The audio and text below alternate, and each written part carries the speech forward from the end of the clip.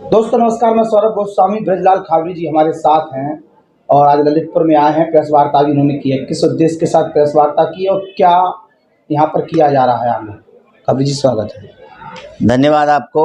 आज जो प्रेस वार्ता हुई है वो उसका कारण एक है कि पिछले दिनों खाद की किल्लत के दौरान कुछ किसान यहाँ शहीद हो गए थे। एक तो लाइन में ही ख़त्म हो गया था।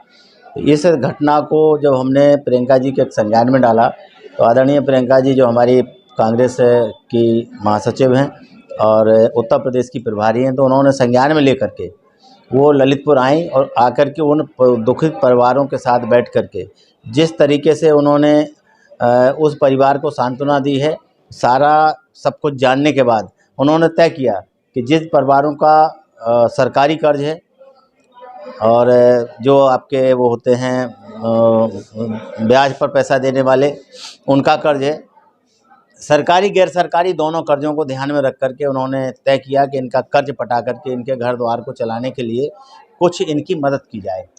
तो उस मदद में उन्होंने चारों परिवारों को 4-4 लाख की चेक दी है।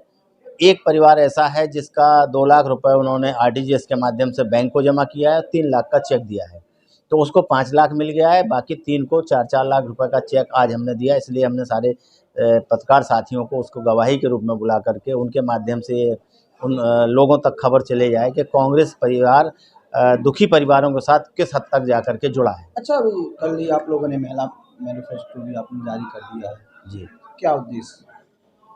जो मैनिफेस्टो है वो चुनावी है। चुनाव में जो हमने घोषणाएं की हैं उनको अक्षरशः पालन आदरणीय प्रियंका जी करेंगी, क्योंकि उन्होंने जो भी घोषणा की है अभी तक उन्होंने कहा हम वचन निभाएंगे।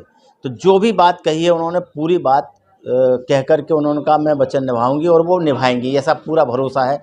क्योंकि कांग्रेस परिवार ने जब भी कोई घोषणा की है तो उस पर 100% खरा उतरने का प्रयास किया है।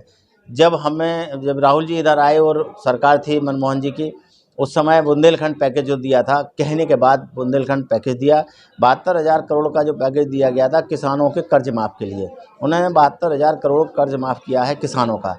आज उन्होंने जो घोषणा की है कि आने वाले टाइम में अगर हमारी सरकार उत्तर प्रदेश में बनती है तो हम ये 7-8 प्रतिज्ञाएँ हैं, बल्कि अब तो 10 हो गई हैं, एक-एक प्रतिज्ञा को पूरा करेंगे। जैसे उन्होंने एक बड़ी प्रतिज्ञा ली है कि हम राजनीति में 40% उन महिलाओं को लाएंगे जो अपने आप में संघर्ष करके अपने इस वुमेन समाज को बराबर का दर्जा दिला सकें, क्योंकि ये देश प्रदेश पुरुष प्रधान है। तो पुरुष प्रधान में ये नहीं कहा कि पुरुष प्रधान ना रहे, लेकिन पुरुष प्रधान के साथ साथ एक बात और कही गई है कि पति पत्नी दोनों एक गाड़ी के पहिए हैं, जबकि ऐसा होता नहीं है। तो उसको वो चरितार्थ करना चाहती हैं किसी भी तरीके से।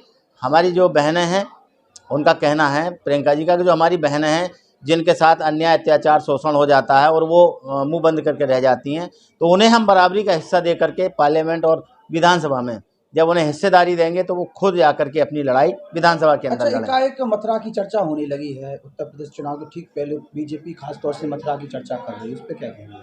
नहीं, मथुरा की चर्चा और अयोध्या की चर्चा ये तो इनके एजेंडे में है। ये हमेशा जब भी कोई चुनाव आता है तो हिंदू मुस्लिम की बात करते हैं। आखिरकार ये हिंदू मुस्लिम कब तक करते रहेंगे?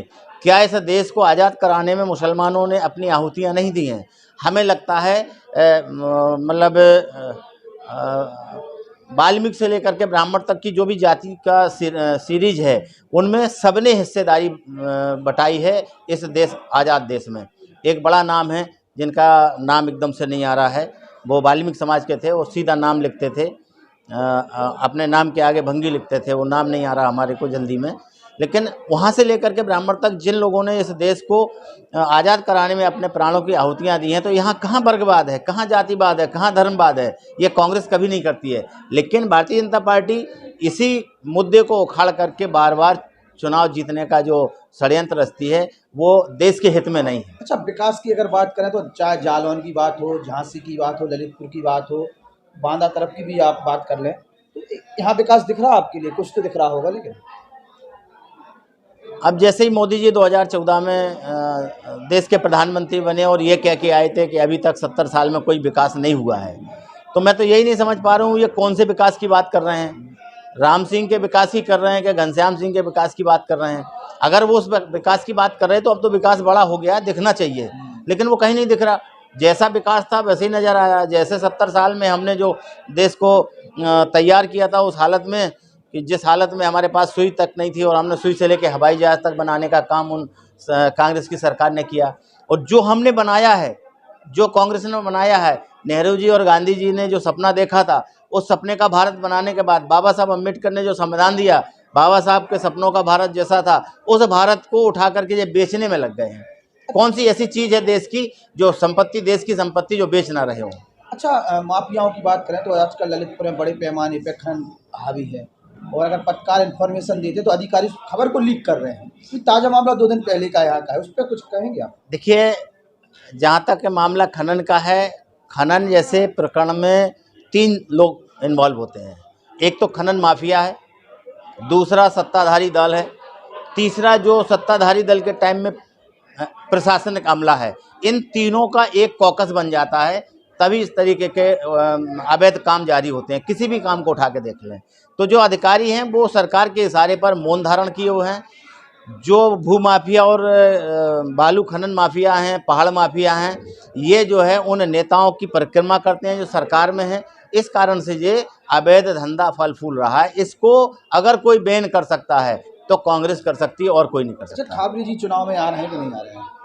ये तो ललितपुर के हमारे जो भाग्य विधाता हैं, अगर वो तय कर लेंगे कि नहीं खाबरी जी को लड़ाना है, तो खाबरी जी तैयार है मैदान में लंगोटा बांध के। मांग रहे हैं कि नहीं मांग रहे हैं? टिकट कहाँ से मांग रहे हैं? खाबरी जी ने पिछले बार भी टिकट नहीं मांगा था, इस बार भी नहीं मांगा है। अगर हमारे भाई बंधु हमें इस लायक समझते हैं तो हम लंगोटा बांध के तैयार हैं लड़ने को। सीधी थोपेगी फिर? नहीं, पार्टी आपको थोपेगी लड़ना नहीं, है? पार्टी थोपेगी नहीं, पार्टी का स्नेह है ये। अगर पार्टी का स्नेह है और पार्टी कहती है कि आज आपको शहीद होना है, तो हमें हंसते खेलते शहीद हो जाना है। अच्छा, आखिरी सवाल, यहाँ के विधायक आए थे, यही प्रेस क्लब में प्रेस वार्ता करके गए थे, वो कहा था कि 15 दिन में हम गड्ढे मुक्त करा देंगे। आज प्रेस वार्ता को तकरीबन 1.5 महीने से ऊपर हो चुका है, अभी तक गड्ढे नहीं भरे गए हैं।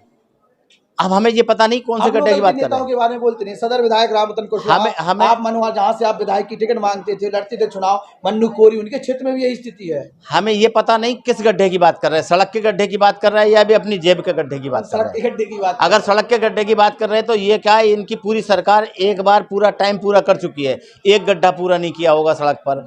और आगे भी अगर ये मौका जो है इनके पास थोड़ा बहुत, इसमें भी वो काम नहीं करेंगे। हाँ, लेकिन उनके जो जेबों के गड्ढे थे वो जरूर अवैध काम करके पूरे हो गए। ये थे ब्रजलाल खाबरी जी, अगर मौका जनता देगी तो चुनाव जरूर लड़ेंगे, ऐसा उनका कहना है। बहुत बहुत धन्यवाद आपका। थैंक